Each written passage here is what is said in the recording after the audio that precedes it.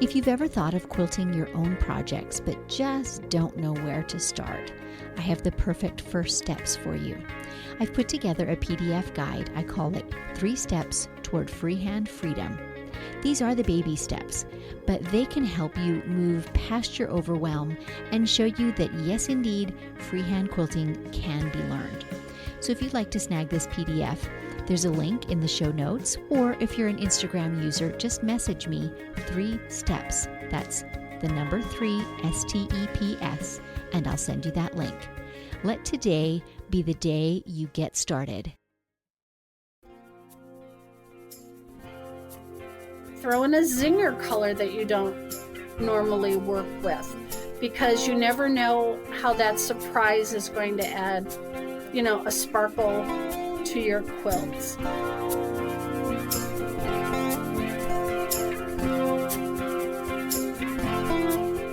Welcome to Measure Twice, Cut Once, the podcast where we hear quilters and other crafters' stories and draw encouragement and even life lessons from them.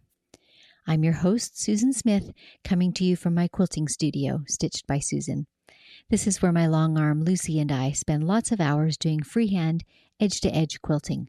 And if you're not a quilter and those terms mean nothing to you, it's basically doodling on the surface of a quilt with a 50-pound writing utensil with needle and thread attached at high speed.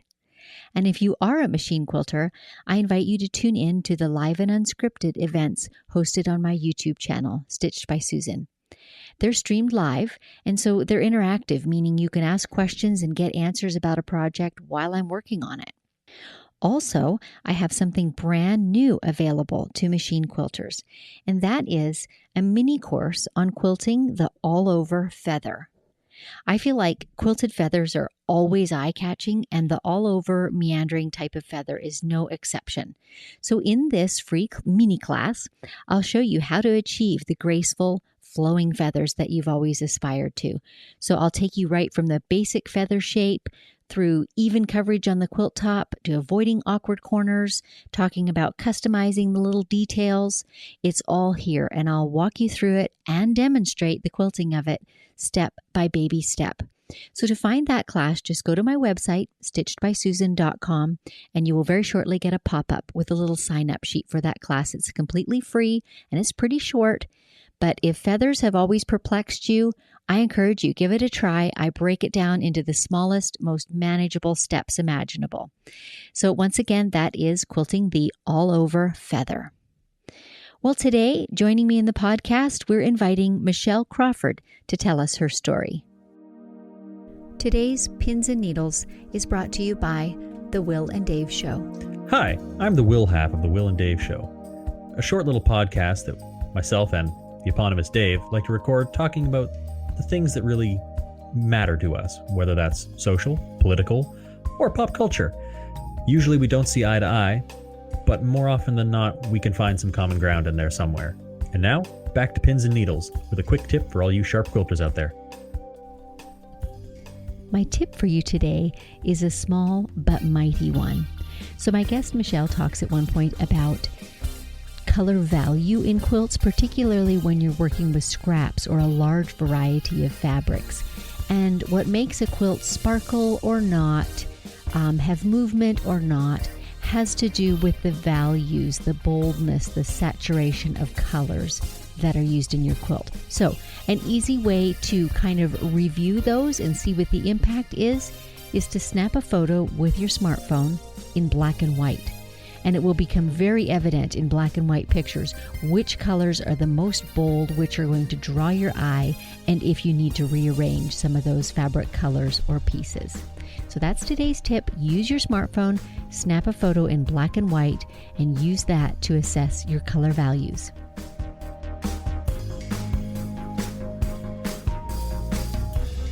You all know by now how much I love my morning coffee.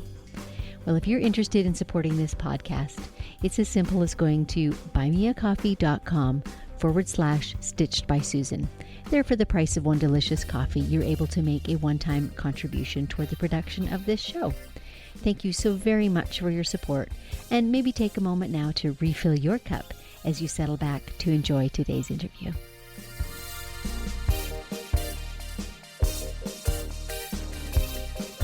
My guest today is Michele Crawford.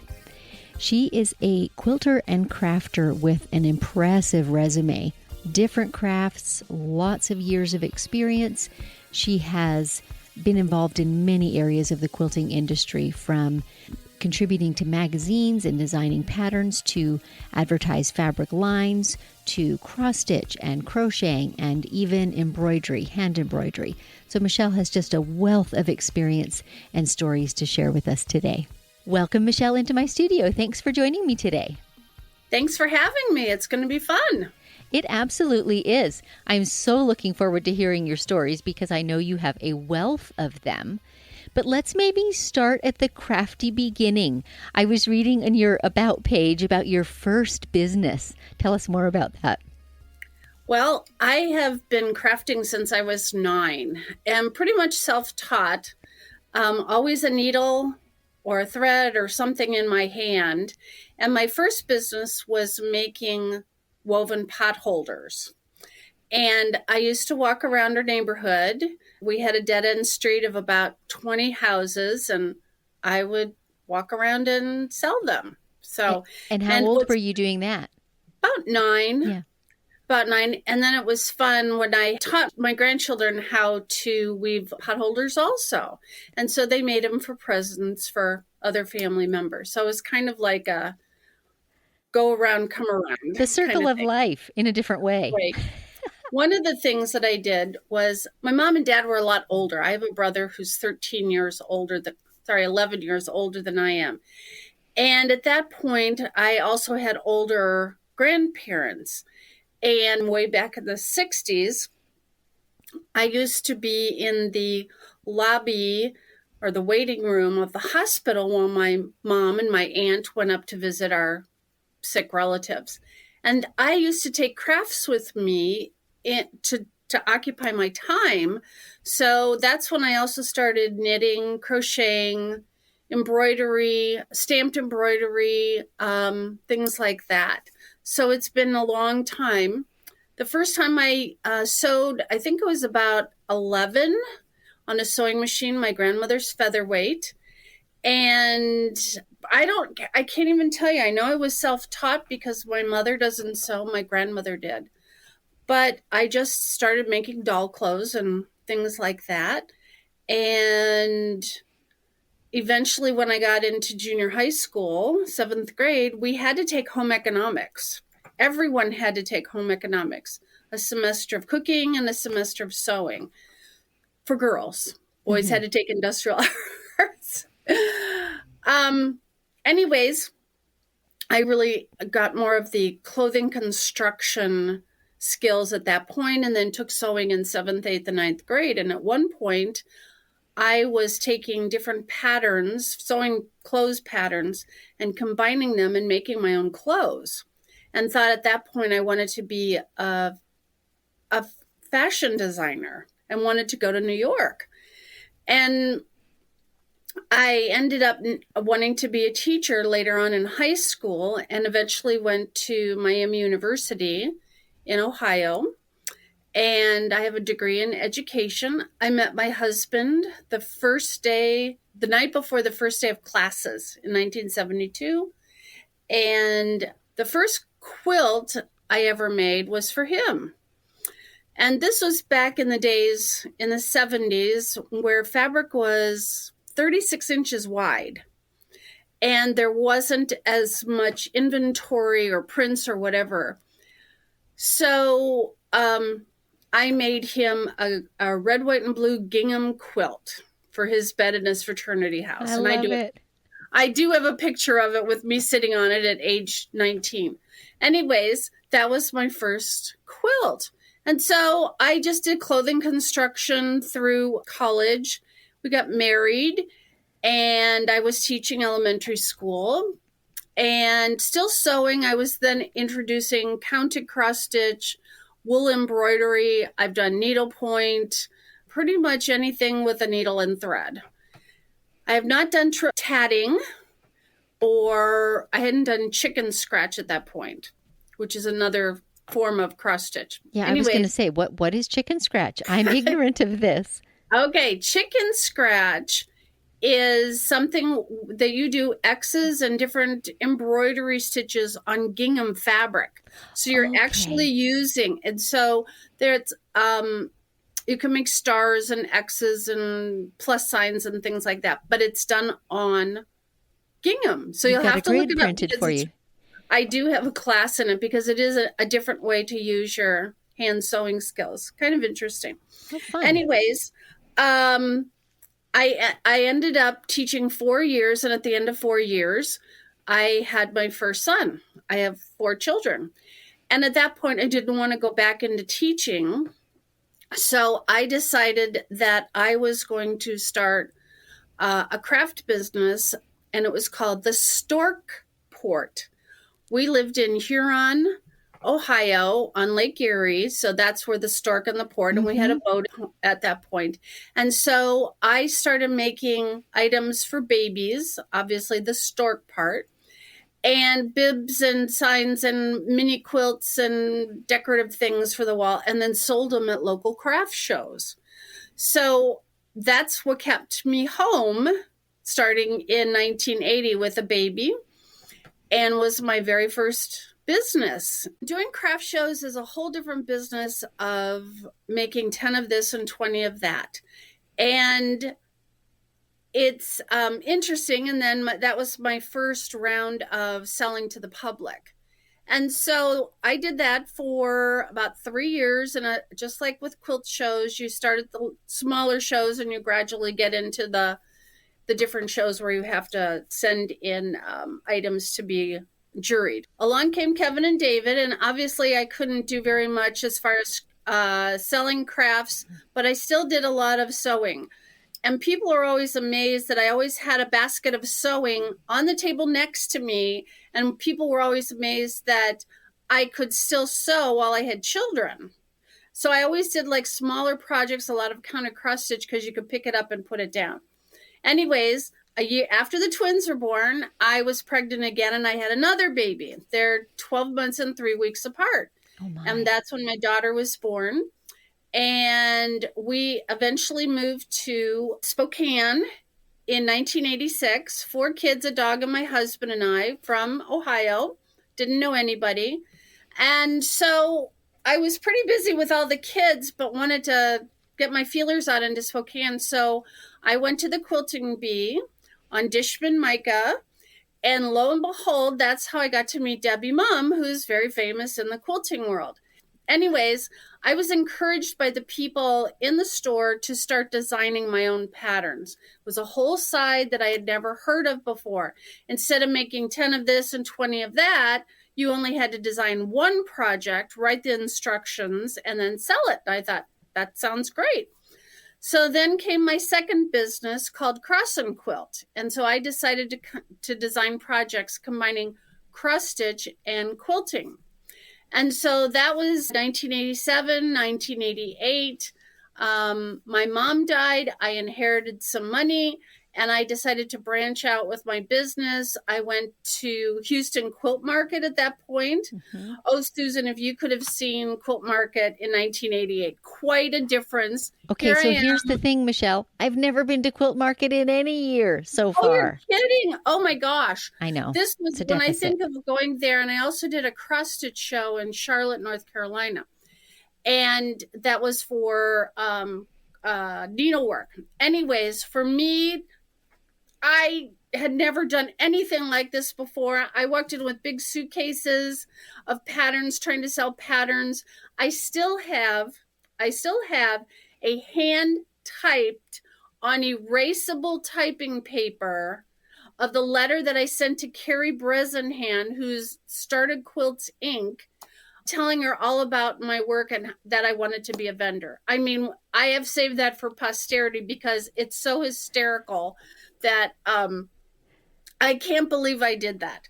But I did. So anyways, so I started buying ads in magazines to promote my patterns across the country after being at the show. And of course, you're sending out money for ads, but the money isn't coming in. And so I got pretty frustrated. And again, this is all things I had never done before. And back then, as you may not know, this was before websites, the internet, 800 numbers, emails, everything. There was nothing. You had long distance phone calls that you paid for by the minute, which sounds funny because I used to get up, because being in Spokane, I'm 3 hours behind New York, where most of the fabric companies are. So I used to have to get up really early in the morning, like 4 or 5, so that it would be their time and I could get cheaper long distance rates. And you actually had to call an operator or receptionist to ask for the name of the person, the creative sewing person, the marketing director, the creative director, the head of the fabric department, whatever. It was quite different. So you really had to be a sleuth, because you couldn't just scroll to the bottom of the website like we do now for Contact Us button. No. Right. We're talking landlines and fax machines and things like, that was even before fax machines. That was another story. Then I decided I was going to go to a seminar called for the Society of Craft Designers, and it was in Portland. And I was going there in 1989 to find out the flip side of selling my own patterns. And again, this was something I'd never done before, and found the group of people there were manufacturers and designers and publishers and editors that were together to connect. So I found out the flip side of designing for magazines. So my first design for magazines came out in 1989 in a magazine called Country Handcrafts. And I just loved it because you could draw. I mean, we're talking hand-drawn, colored pencils, whatever, ideas, and submitting them for magazine submissions. And that's what I started doing in 1989. So I claim my professional career is June 15th, 1989. And so it's been 32 years since then that I have been a professional quilt designer.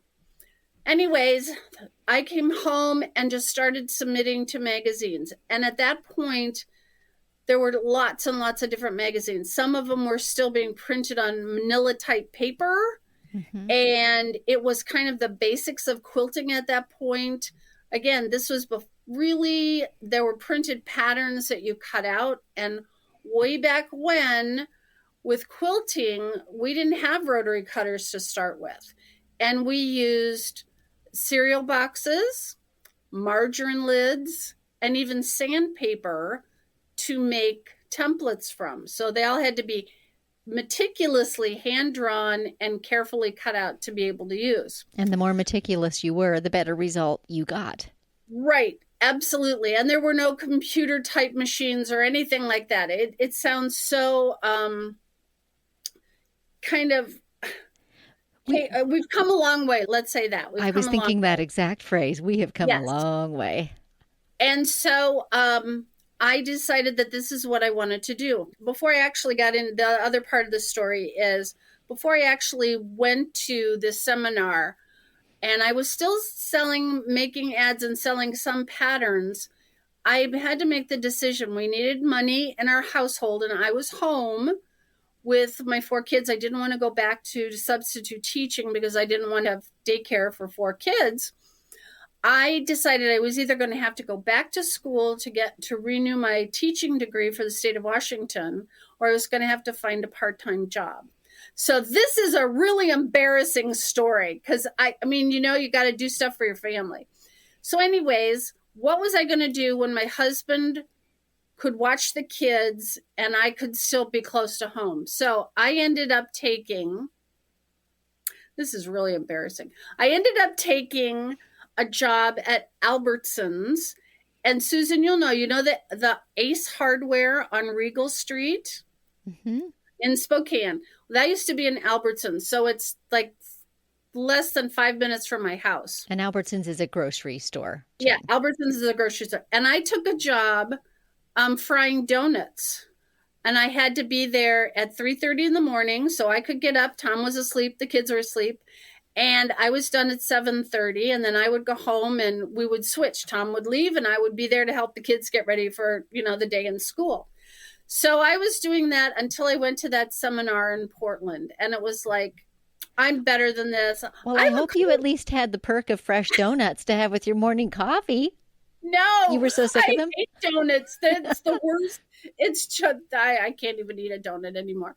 So anyways, but you do what you got to do. So I went to the seminar, and that's when I decided I was going to be a quilt designer. So jump ahead like crazy for our listeners and tell them how many different patterns you've designed.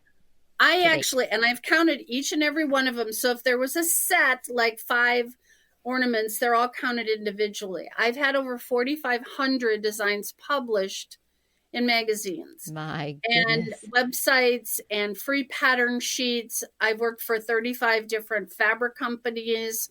I work directly with, creative directors. I would bounce ideas off people, because my job ended up being doing advertorial quilts for magazines. So we were using fabrics that the companies obviously wanted to sell to the consumer. And so at that point, 1989 to about 2001, the fabrics were printed ahead of time, and then the manufacturers would sell the fabric. So what would happen is I would get fabrics for, I can remember this as far as a fall fabric. And so when you're doing publishing parts, the time frame can be anywhere from 6 to 18 months that you're working within. And so I had something like, we'll say in October to work on for the next October. And of course, the fabric was, out of print by the time it came in the magazine. And at that point, it was the editor that fielded all the customer comments. And so at that point, the manufacturers started doing digital images. So this was about 2001 and 2. And so at that point, it was great because I could work with digital images and a computer. I mean, this was all very, very new back then. And you could and I use electric quilt, and you could design projects with the fabric samples as digital images before the fabric was even printed. So we had to work with collections that the company would say, this is the April, May issue, and this is the collection that's going to come out at that time in the stores, and this is the one you're going to be working with. So there were lots of times when I worked with collections and colors and prints that made me stretch myself as a designer, because I had to promote the collection to the best of my ability. And so it's a different way of thinking as designing. It's a job. It's what you love to do, but it's not what you're doing personally for yourself or for your home or whatever. Your job is advertorial. And not necessarily your personal taste or choices or aesthetic either. Right. And I learned a lot. I learned a lot from especially the creative director from a variety of different companies. I also found out that the majority of the people that I worked with at the fabric companies didn't know how to sew.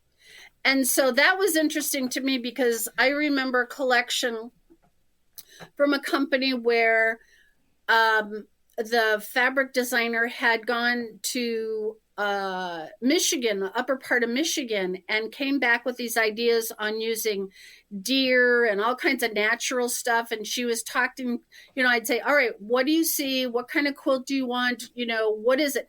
And she was expecting me to do things that I said, this is not going to happen mathematically. And I said, she goes, well, I don't sew, so I don't know. I just design fabric. So that was kind of interesting to me to find out that they really didn't have a clue as to what I was doing, although they were selling fabric. So I think it's, it became an eye for color and what is aesthetically pleasing to you. And so I also worked for Fairfield and Warm and Natural. I worked for Coates and Clark. I actually had a budget line. I had X amount of dollars a year to spend on doing projects for magazines. So instead of the editor of the magazine paying me, which was I hate to say piddly. People might think that, oh, you're in a magazine, you're going to make tons of money. Nah, I don't think it's any different now than it was before. But by having a backing of a company and a budget, then I could make more money. You could also do endorsements. I mean, I wasn't using Nike shoes and getting big bucks at that point like Michael Jordan, but every time you used a product that possibly had an endorsement fee, and I only used products that I really loved and actually used, if you put them in the magazine, then you would get a small stipend. So that was a great way to make extra money. And during all these points in time when I was designing, I designed everything, but I didn't make everything. It got to the point where in order to make things work financially and for what I needed for my family, I had to hire some other people to help me sew. And that was a whole nother story in itself. These quilts didn't come back to me. They went to the manufacturer, and then they used them in their trade shows all over the And of course, the manufacturer wants them to represent their fabric well. Absolutely. It needs to look sharp. Can I go back a little minute? Sure. You were talking earlier about the period of time where manufacturers were printing all the fabrics in advance and then going about the work of designing patterns and selling. At what point did that kind of switch over to what's more common now? And that is that manufacturers advertise, they take pre-orders and pre-sell, and then they go and print. And how has that kind of changed the industry from your point of view? I'm thinking it was around 2002 that it affected me, because at that point, by using fabrics that were digital, then I could order fabric ahead of time to offer kits in the magazines when they came out. And at that point, 2002, that was something brand new. Mm-hmm. Again, before websites and all of this in the stores and the internet. So that was a blessing. But a lot of people it's come so far as what the digital images look like. And it was an interesting time, because a shop owner could go to, let's say, Quilt Market, and they would be shown printed digital images, and let's say in 3 colorways, and the salespeople would pitch these designs, and you might say, I love this collection, but I love it in blue. I don't like it in green or pink. So they would kind of do a tally of what colors were selling best, and then those are the ones they would print. So you might have loved something in pink, but it only came out in blue. And so that was a different way, because the fabric companies, as much as they want to sell fabric to you, the consumer, it is a business. They're there to make money as much as they love, fabric and colors and quilters and sewers and everything, which is the other side, the niche of being a professional designer. You're in it to make money. And so you're just lucky to be able to do something that you love with the talents that you have. Mm-hmm. So I hope, does that explain? It does. And it just gives me an added viewpoint of how you approach design. Like, you want to design things you love. Of course you do. But you also have to consider, what are the colors that are popular this year? What type of piecing is popular this year? Is handwork popular, or is that just a dead end street? And all those things have to be considered when you're designing with the consumer in mind. Absolutely. The quilting for magazine submissions is entirely different than personal work, because it is the fabric that has to shine first in the collection when you're working for the manufacturer. So the setting, the blocks, and the whole quilt has to showcase the fabric collection. And so the quilting is more of like the cherry on the top. It can't overwhelm the entire quilt. It's just there to add a little pizzazz to it, because a supporting role. Yes. So that was, that's completely different, a completely different kind of quilting for business as opposed to personal. Right.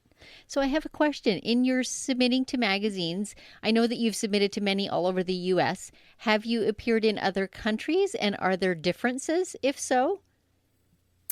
That's a very good question. And no, I have not submitted to other magazines outside of the United States. Okay. Can we do a tiny synopsis? So, say we have some listeners who are interested in making submissions into crafting magazines and not just Okay. quilting.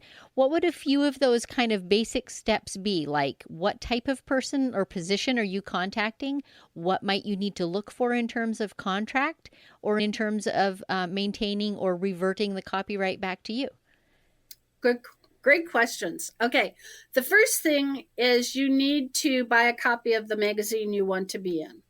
And I would look at a variety of months to see what their emphasis is. What are they looking for? You don't want to, if they're more traditional, you don't want to possibly submit something that's more modern because it won't fit in with their audience. But on the other hand, if that's what the editor wants, then then go ahead. So what I would do is to look at the magazines. I would check their website, see what their submissions are. I think the majority of them will have them online. And again, I haven't done it for a while, but I would think, I know book publishing companies have their specs online. I would look and read those carefully over, and they sometimes have a sample contract and what they're looking for. And then I would check the website to see who it is that I contact. If you get info at acmefabrics.com and that's all they have, then I would say go with that. Cross your fingers. Make sure you put your phone number and your email and maybe address. your question for them is, who should I reach out to if I want to submit something to your magazine, right? Yes. Send me to the right person. Absolutely. You want to get to the right person. And sometimes it's a challenge to have to go through a lot of different steps in order to get to the right person. So I would talk to them, and now you can, if they like, you can FaceTime them. I would make sure you send them a resume of all the things that you've done. I would ask them what their submission requirements are if it's not on their website. How far ahead do they want submissions? Yes, we think that okay, it's September now. Let's see, the November, December issue should be out. So you must be looking for Christmas. And so it's not, because every magazine is different as far as how far out they're working. So make sure you get some kind of a schedule on the submissions that they're working on. One of the things is, I know I've seen on chat rooms where people say, well, I'm just going to make this quilt and I'm going to submit it to them. So you've already got it done. I don't think a lot of magazines work that way, but you can certainly try. Otherwise, I would ask them what it is that you're looking for. Are you looking for a table runner? Are you looking for a wall hanging? Are you looking for pillows? Can you add embellishments? Does it have to? What's the degree of difficulty for the skill level of your readers? That's also important, because you have to have beginners and you have to have all the way up to intermediates. At that point, I don't believe that a lot of advanced quilters use magazine projects. They're all designing their own. So my area was about beginners to intermediates. They're looking for something to spark a design. True. As far as copyright issue, it all depends on the publishing company. They will have you sign a contract, and basically it says, I'm going to pay you this much, and it could have that there are all copyrights, and it could say anything printed on the internet, a variety of whatever that is, or it could say just North American rights. Mm-hmm. So then you can submit it, in other parts of the world. When I was working for companies, then the company had to sign the contract as well as I did. And so that's why I have a lot of quilts, this is no doubt, but a lot of them have gone on to the fabric manufacturers. But I have photographs of everything. So when I look at some of them, their looks of the fabric are, definitely older for the time. But I tried about 2007, when I knew I was going to start a pattern line.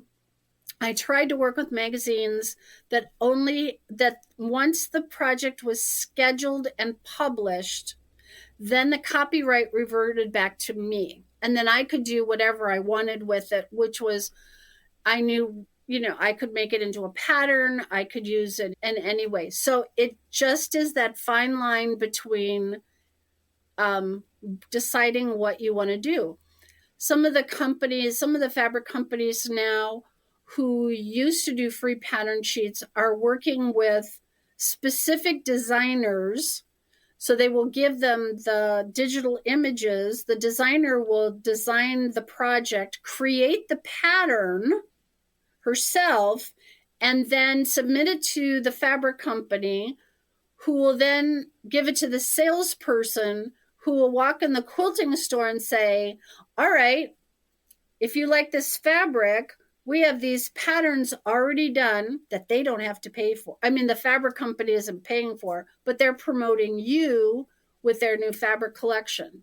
I would just say, make sure you contact a creative director. Sometimes it's a marketing manager, a fabric designer.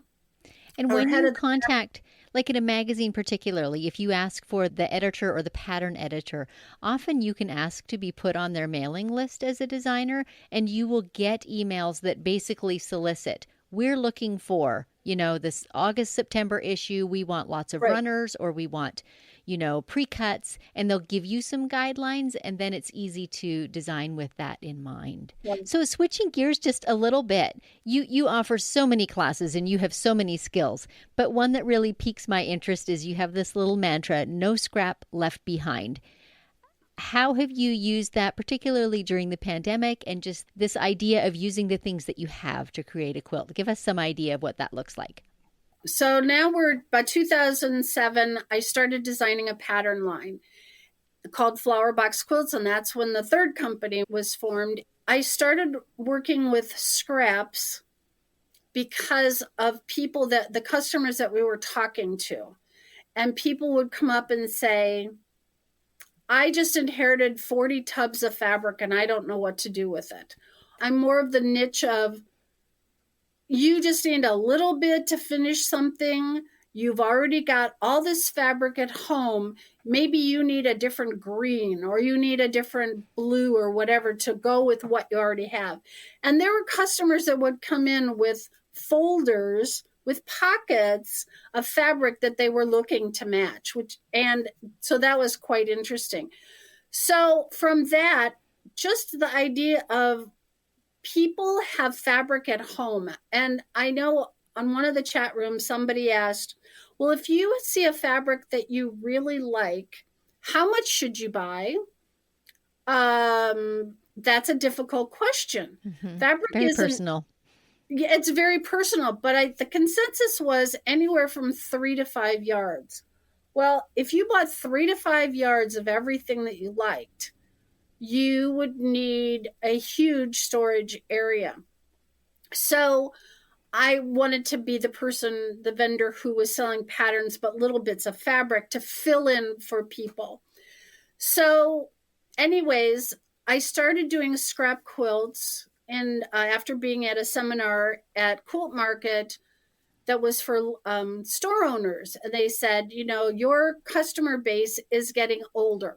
It doesn't mean they're going to stop quilting, but once they are hitting retirement age, their funds are less. So they still have fabric. They still want to be creative. And possibly they're downsizing their house size too, their square footage. Right. Or when you talk about people who are retired and they're in recreational vehicles and they still want to quilt. So it becomes taking your stash down to more of a manageable level.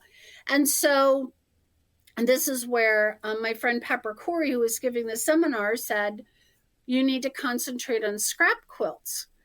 And so people have a stash. They've been building it. So I went home after that seminar and I looked at my fabric, my collection with different eyes. And so I, not just all the blues, all the reds, all the whatever, but I looked at them with a color value background. Is it a light? Is it a medium and a dark? And I've always loved scrap quilts, but when you're designing for magazines and that's your job, it's impossible in my eyes to make a scrap quilt like the one I'm telling you, like the one behind me, for a magazine, because of the amount of cutting and measuring and everything that's needed to make the quilt. It took me until about 2012 to actually come up with a book for scrap quilts, and it's called Just Cut the Scrap, and it is using strips in with color value. You're making 2 basic blocks, but then I have done all the mathematical work for taking those 2 blocks, very simple blocks, and making them into 10 different projects. Oh, and that's a great idea. It was a great idea. It still is. When we started vending, I was able to teach at shows. So then we needed classes to be able to teach. And one of the things was doing scrap quilts.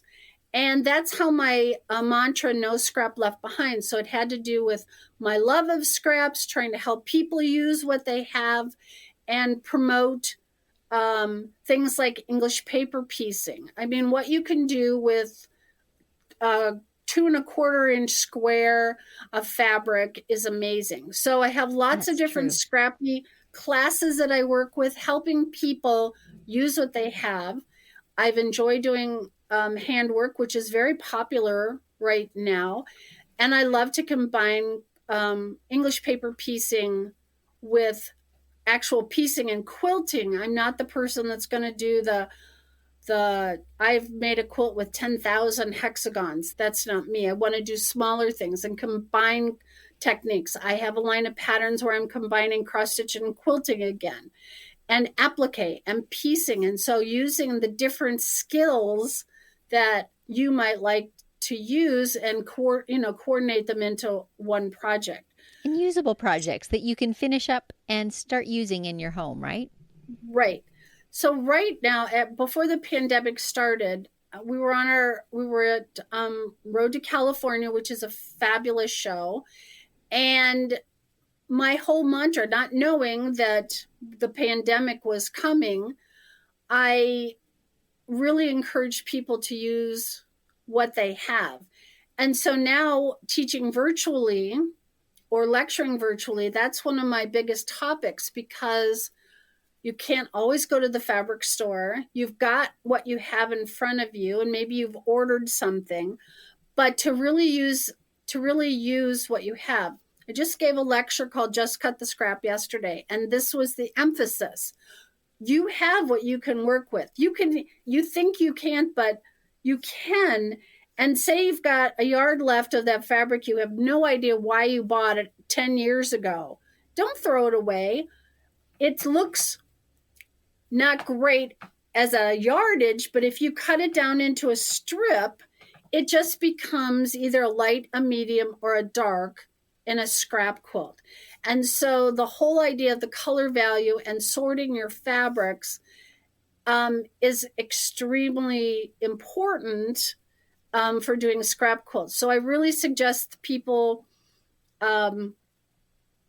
look at quilts online, look at quilts at shows when you're able to, get an idea of what you like, what you don't like, look for where the color value is, because that's what makes a scrap quilt sparkle.